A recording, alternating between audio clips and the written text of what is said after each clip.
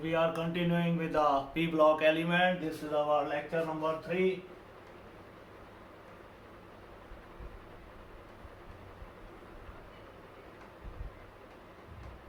First question of lecture 3 is give uses of Diborane.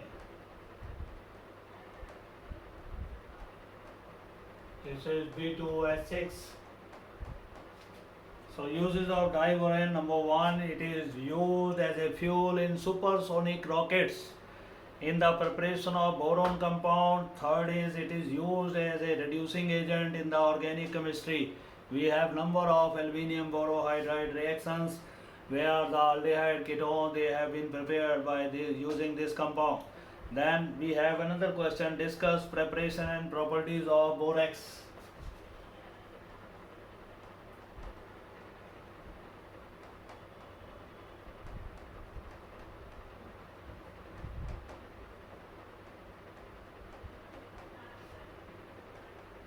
Borax is Na2B4O7 10 water molecules. This is decahydrate compound. First method is from colemanite Ca2B6O11 heated with 2Na2CO3. We get 2CaCO3 plus Na2B4O7 plus 2NaBO2. This is called as sodium metaborate, NaBO2. So this is our borax first method. Then second method we have from boric acid. We take 4 molecules of boric acid heated with Na2CO3. Again we get Na2B4O7 plus water plus carbon dioxide in this case. So Na2B4O7, it is borax plus 6 water and CO2 is obtained here. These are the method of preparing borax powder. Now properties of borax. On crystallization, if we crystallize this solution from water, it will give you the crystals of borax.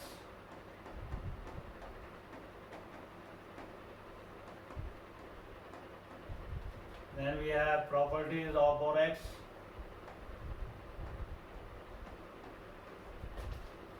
Number 1, it is a white crystalline solid. It is soluble in water. It is basic in character. On hydrolysis, it produces strong base like NaOH. Na2B4O7 combines with 7 water molecules to give you boric acid and NaOH.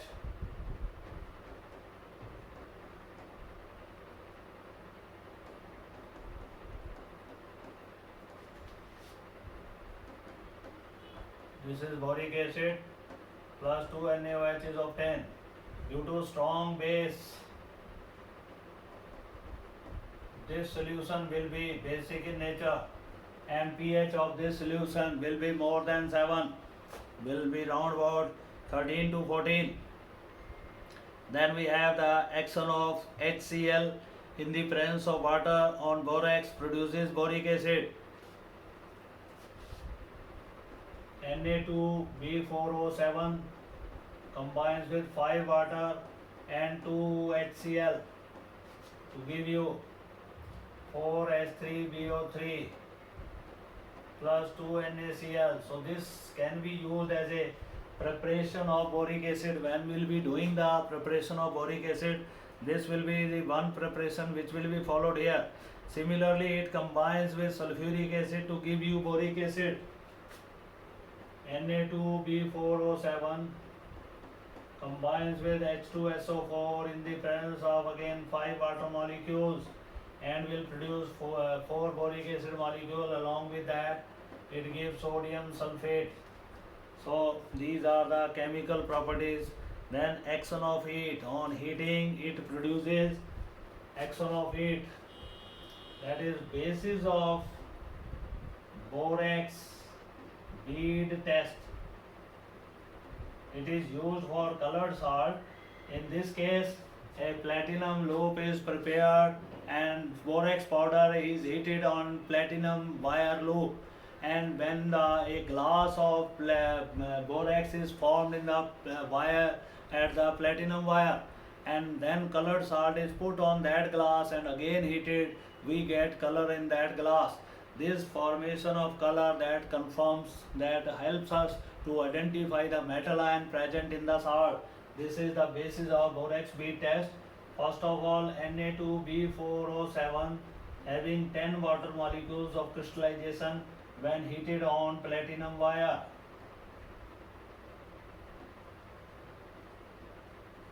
This is a holder-like structure having platinum wire. A loop is made at the terminus of the platinum wire, and on this loop we are heating borax powder.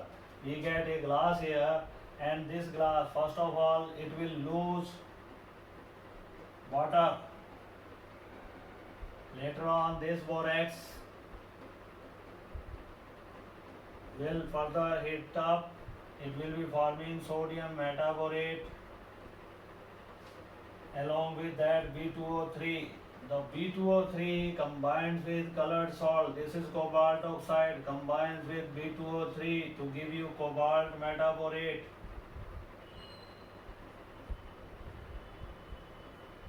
Cobalt metaborate.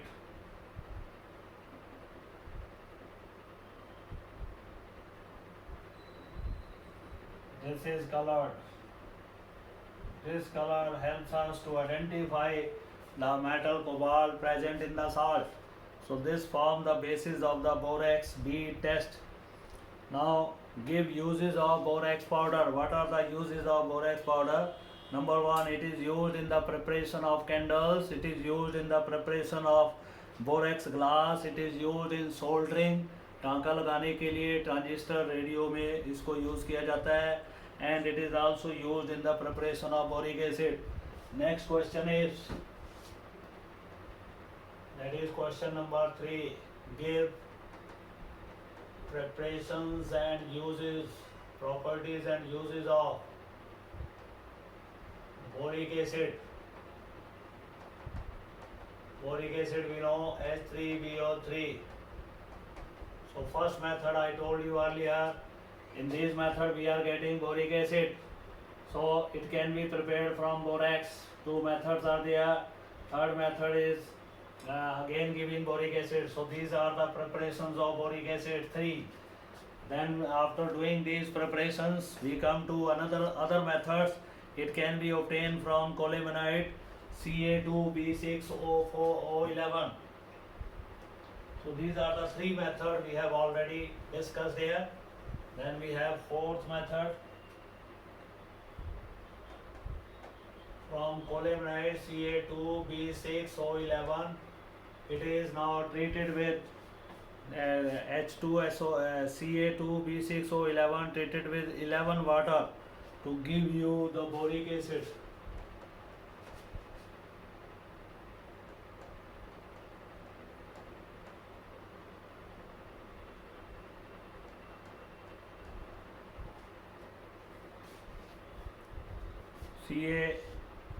CaHSO3.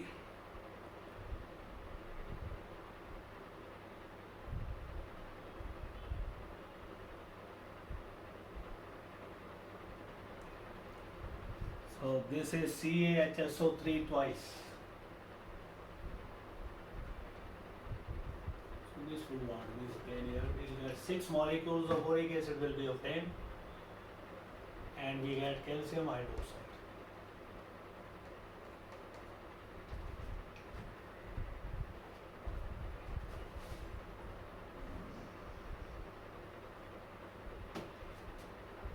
How many hydrogen we have? 18 hydrogen here we have. For 22 hydrogen we have 22 hydrogen. So this is the balanced equation.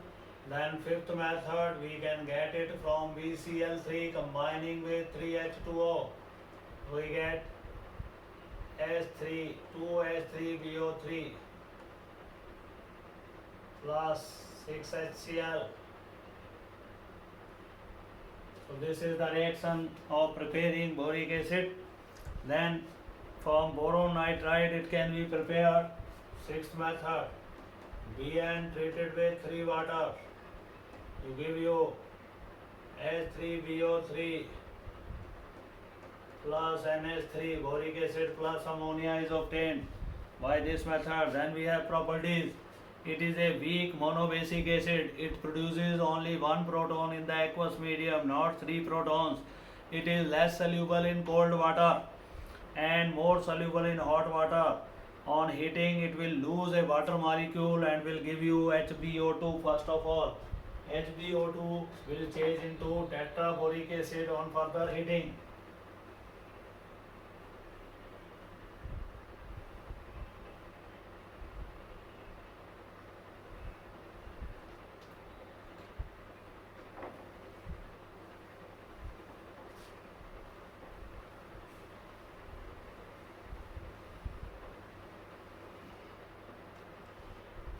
We have seventh reaction of heat. H3BO3 combines with heat, giving you HbO2 plus H2O molecule, and 4 molecules of HbO2, they are heated, we get tetraboric acid H4B2O7.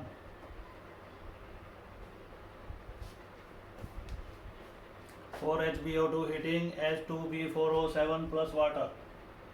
This is tetraboric acid plus water is obtained. H4B2O7 on further heating, H2B4O7 on further heating will produce 2B2O3 plus H2O is obtained. So B2O3 can be used in the Borax B test. Then uses of boric acid. It is used in the playing of carom board, in the preparation of your cards. Then in the preservation of milk, it is used in eye washing, and it is used for eye washing in carom playing, in playing cards. Now what are the uses of boron? Boron cadmium rods, they are used to slow down the moving neutrons in the nuclear reactors. Boron is also used in the steel industry to prepare hard steel, and it is also used to prepare bulletproof jackets, which are used by our commanders or the army personals. And then it is also used in the preparation of number of compounds, number of creams in the cosmetics. Then we have uses of aluminium. What are the uses of aluminium? Aluminium is largely used in the preparation of transmission cables, in the preparation of utensils, in the preparation of alloys. Aluminium powder is used in the thermite welding, and it is used in the metallurgy of chromium and manganese. It is used in the preparation of alloys. Aluminium paints, they are prepared from aluminium powder. So these are the uses of aluminium. Then we start with the next family, that is carbon family of the P block.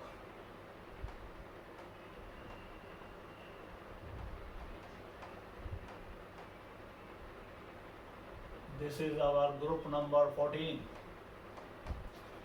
What are the members? Give members and electronic configuration of carbon family.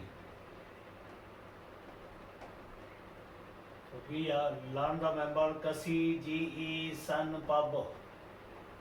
Carbon is 6, it is 14, it is 32, it is 50, it is 82. Configuration will be helium core 2s2, 2p2.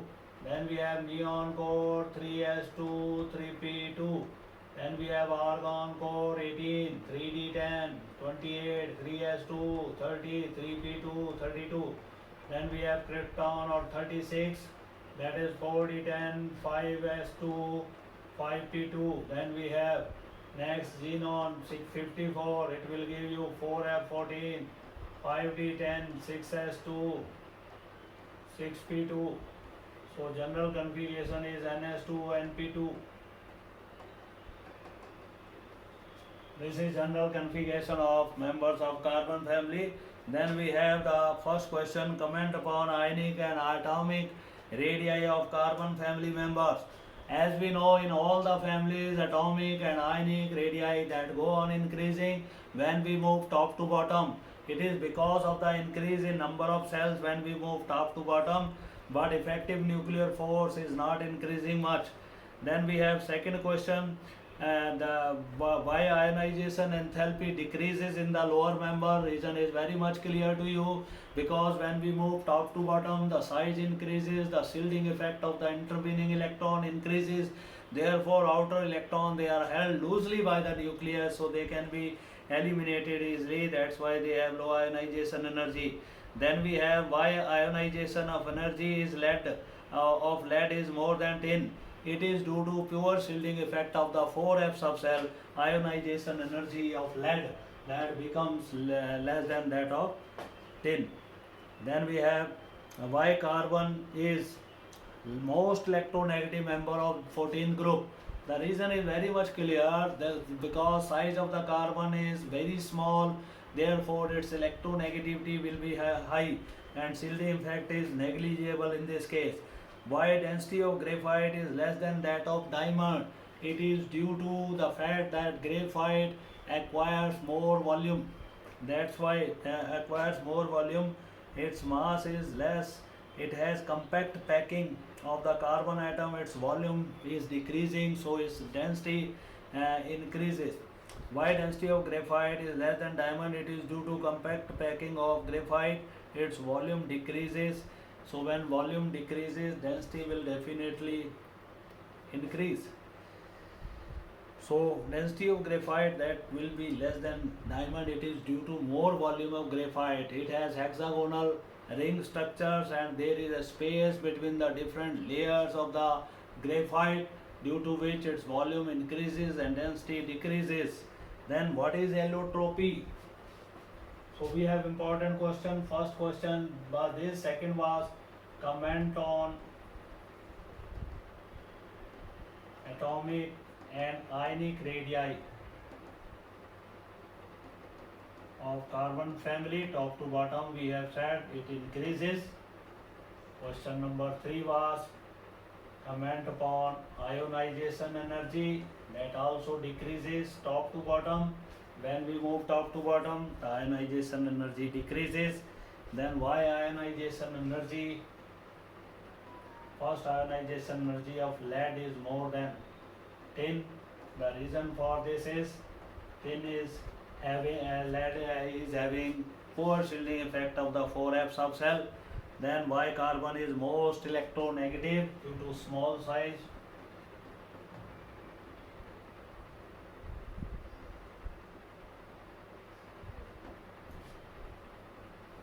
In the family, it is due to its small size. Then we have the question, why density of graphite it is less than diamond? It is due to its more volume. Then what is allotropy? A carbon shows how much allotropic form. What is allotropy?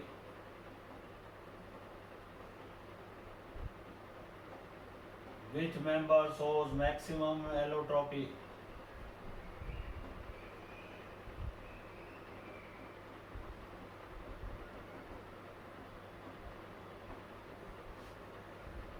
Allotropy, it is the phenomenon by virtue of which an element can exist in two or more forms which have similar chemical properties but they have different physical properties.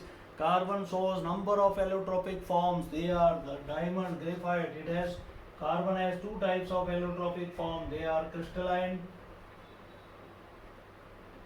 and amorphous. Crystalline forms are graphite and diamond. Amorphous forms carbon black, bone ash,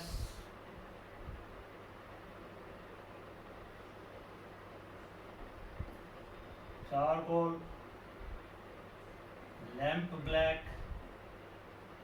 These are all amorphous forms of carbon.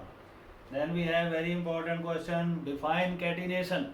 Catenation is the phenomenon of self-linkage by virtue of which the atoms of an element they go on uniting together and forming long chain molecule. They may form cyclic structure, they may form branch chain molecules. Carbon has the maximum capacity of catenation in the whole family. That's why it forms large number of compounds. They are hydrocarbons and their derivatives we know. It forms straight chain alkanes, it forms branch chain alkane, it forms alkenes, alkynes, arenes. So number of compounds they are possible only due to catenation in carbon. It decreases in the lower member. Silicon also have some tendency of catenation. Germanium also has little bit tendency, but tin and lead they don't have any catenation power. Then we have why trisilylamine is planar while trimethylamine is pyramidal. Trisilylamine is planar due to sp2 hybridization in the nitrogen, while trimethylamine is pyramidal due to sp3 hybridization in the nitrogen.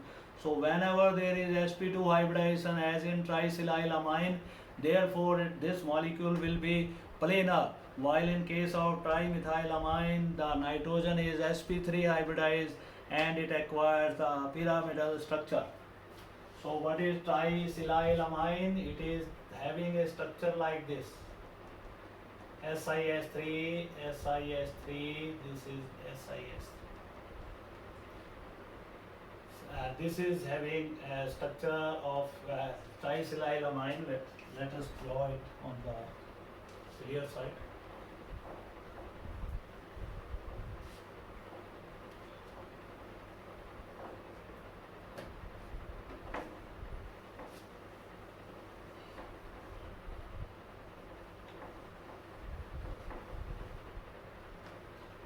Trisilylamine has the structure like this.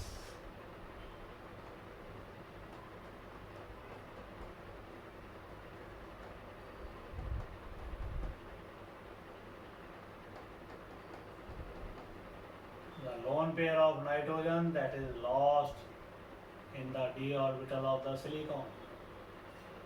sp2 hybridization is in this case. But in trimethylamine what happens? It is having pyramidal structure because this was sp3 hybridized, and this lone pair is pushed away from these bond pairs. It will push away. This is pyramidal, and this nitrogen is sp2 hybridized. This is planar. Then why SnCl2 is solid but SnCl4 is a liquid? SnCl2 is a ionic compound. It has strong ionic bonding between tin and chloride ions, while SnCl4 is a covalent compound and it has the weak van der Waals forces among its molecules. That's why SnCl4 it exists as a liquid, but SnCl2 it exists as a solid compound. So this is all about this lecture. Then in the next lecture let us do one more question: why CCl4 is not hydrolyzed by water? Why CCl4 is not hydrolyzed by water but SiCl4 gets hydrolyzed? CCl4 is not hydrolyzed by water because carbon does not have any vacant d orbital to attract, to take electron from water molecules. But on the other hand, silicon of SiCl4 it has vacant d orbitals and it can keep electrons from water. That's why SiCl4 get hydrolyzed by water. If you want to show the reaction of CCl4 with water, no reaction, absence of vacant d orbital. But in case of SiCl4, it combines step by step, releases HCl molecule and forming SiOH3Cl. And again when water is brought here, again it will lose HCl and will form SiOH twice Cl2, and it will go on. Ultimately it will give you SiCl4. So this is the reaction of silicon tetrahalide. Then we have a similar question. Now why CF6 2 negative is formed? Why CF6 2 negative is formed but is not formed? It is not formed, but SiF6 2 negative is formed. It is formed. The reason is same here. What is the reason for this? Carbon has no vacant d orbital to extend its covalency up to 6, but silicon was having its vacant d orbital, that's why it extended its coordination number. CF4 plus 2F negative ion, no reaction, absence of vacant d orbital, but SiF4 combines with 2F negative to give you SiF6 2 negative. This is mainly because of the presence of vacant d orbital. In case of the silicon, it is able to extend its coordination number. Then we have what are discussed hydrides of carbon and silicon. The hydrides of carbon, they are called as hydrocarbons. It form number of hydrides. They are alkane, alkene, alkynes and arenes. But in case of the silicon, the hydrates are called as silanes. They have the molecular formula, general formula SiNH2n plus 2. Just like alkane. Alkane have formula CnH2n plus 2. Silanes have formula SiNH2n plus 2. These are silanes, these are alkanes. So alkanes and silanes, they are similar type of compounds and they have tetrahedral structure because central atom is sp3 hybridized here. Then we have discussed oxides of carbon family. Carbon family members form two series of oxides. They are monooxides of formula MO, dioxides of formula MO2. The monooxide of silicon is not stable, but dioxides of all the elements, they are stable. And the monooxides, carbon monoxide, carbon dioxide, oxides of carbon, they are gaseous in nature due to weak van der Waals forces among their molecules. But oxides of other element, they are solid because they have the strong ionic bonding among their different ions. Then oxides of carbon, they are only gases. Then we have a very important question, why CO2 is gas but SiO2 is solid. CO2 is gas due to weak van der Waals forces among its molecule, but SiO2 forms a covalent network between silicon oxygen atoms, that's why it exists as a solid. So if somebody asks you why CO2 is gas, it is due to weak van der Waals forces among its molecules. It has less surface area, so area of contact between different carbon dioxide molecule will be less and it will be existing as a gas. But SiO2, it has covalent network of silicon oxygen atom and carbon dioxide. We have this kind of structure. Due to resonance, these molecules, they are held together by means of weak van der Waals forces.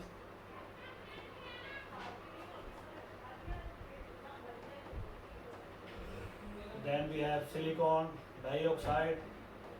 It is having tetrahedral covalent network of silicon oxygen atoms.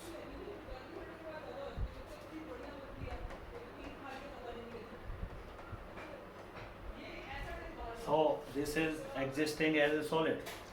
Then we have what is dry cold solid CO2 is called as dry ice or dry cold because it looks like ice but it does not wet your hand if it is kept on the hand. Then what are the anomalous features of carbon? We know small size, absence of vacant d orbital, its oxides are gaseous in nature, its tetrahalides do not react with water due to absence of vacant d orbital, it cannot extend its covalency beyond 4 and it can form multiple bond, double bond, triple bond, it has high electronegativity. Then draw the structure of diamond and graphite. We have diamond has 3 draw structures of graphite and diamond.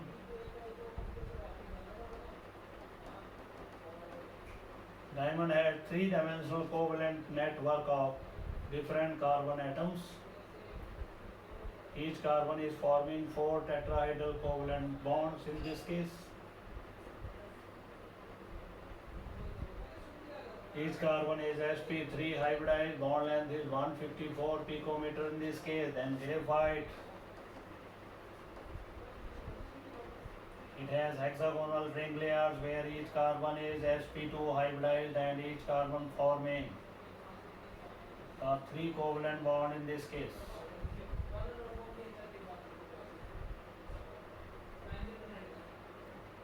So these molecules, they are held by means of weak van der Waals forces. The distance between layer is 354 picometer and bond length in this case it will be 142 picometer. And these carbon, they are having free electrons, due to which it is a good conductor of heat and electricity. Due to free mobile electrons in the graphite, it acts as a good conductor of heat and electricity. Graphite has a two-dimensional sp2 hybridized network of carbon atoms, where carbon atoms are joined in a hexagonal ring layer structures. And diamond, it is a tetrahedral covalent network of carbon atoms. Now, what are the differences between diamond and graphite? Diamond, it is found in the free state, while graphite, it occurs in the free as well as in the combined state. And here carbon is sp3 hybridized in diamond, it is sp2 in graphite. Then it is hardest known substance. Diamond is the hardest known substance, but graphite is soft and greasy. Now it is bad conductor. Diamond is bad conductor of electricity because it does not have any free electrons. But graphite is good conductor of heat and electricity because it has free electrons. Melting point of diamond is 4000 Kelvin, while that of graphite is 1800 Kelvin. Now we have what are fluorines. Fluorines, these are the combination of large number of carbon atoms. Fluorine, these are the compound where large number of carbon atoms, they are combined together in a spherical manner to acquire a soccer-like spherical structure, which may contain 60 to 70 or even 80 carbons in the soccer-like structure. They act as insulator. Fluorines, these are the compound which act as insulators, and they can be converted into semiconductors or superconductors. They are also used as a catalyst in the petrochemical industry. So fluorine, these are the combination of large number of carbon atoms in a spherical manner to give a spherical soccer-like structure, where about 60, 70 or 80 carbon, they are present in the cycle of carbon atoms. They are acting as an insulator. They can be converted into semiconductor or superconductor. They are used as catalyst in petrochemical industry. So this is all about this lecture. Tomorrow we will take the remaining topics.